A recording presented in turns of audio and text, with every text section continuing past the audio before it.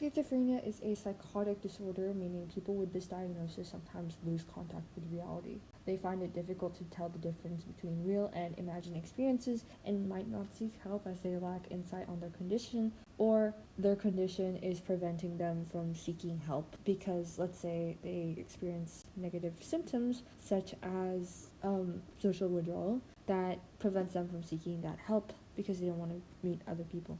Schizophrenia is also a mix of positive and negative symptoms. Positive symptoms are symptoms that add to life. So you have hallucinations, delusions, experiences of influence, passivity or control, and derailment of thoughts. Hallucinations are hallucinating sounds, sight, smell, touch, experience something that isn't really there in the plane of reality. For example, hearing something that isn't there or seeing something that isn't actually there. That's very common in a lot of schizophrenic diagnoses. And then delusions. So it's a fixed belief that conflicts with reality. One of the examples of this is grandeur. So they see themselves as exceptional or better than other people. And then another delusion is persecution. So that they might believe people want to harm them, that they're being followed, spied, or tricked by, the government or a kidnapper or something like that. And then reference. People with this disorder might believe that situations have personal significance. So, for example,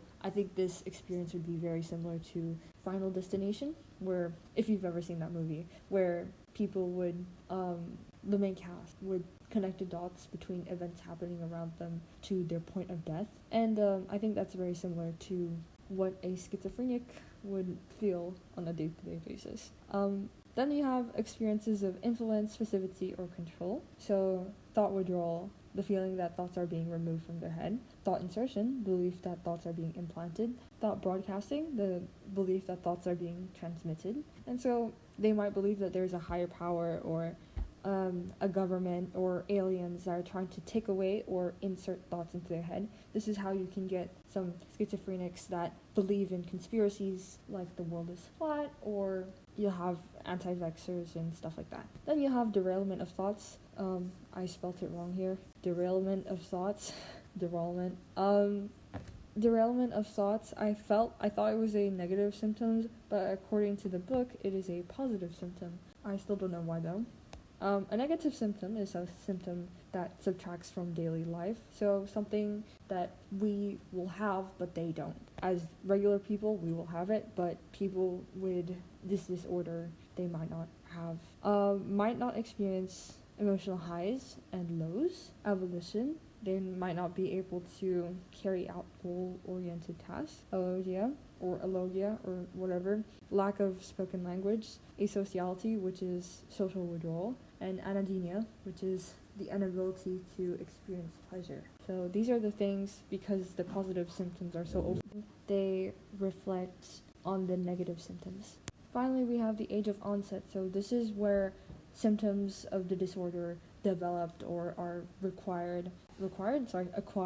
So the prevalence of schizophrenia between males and females is very similar. It's 0.3 to 0.7%. However, the age of onset is earlier for men than it is women. So for men, it's usually early to mid-20s. This is quite similar to autism and ADHD and stuff. Probably because there have been studies in the past based off of men.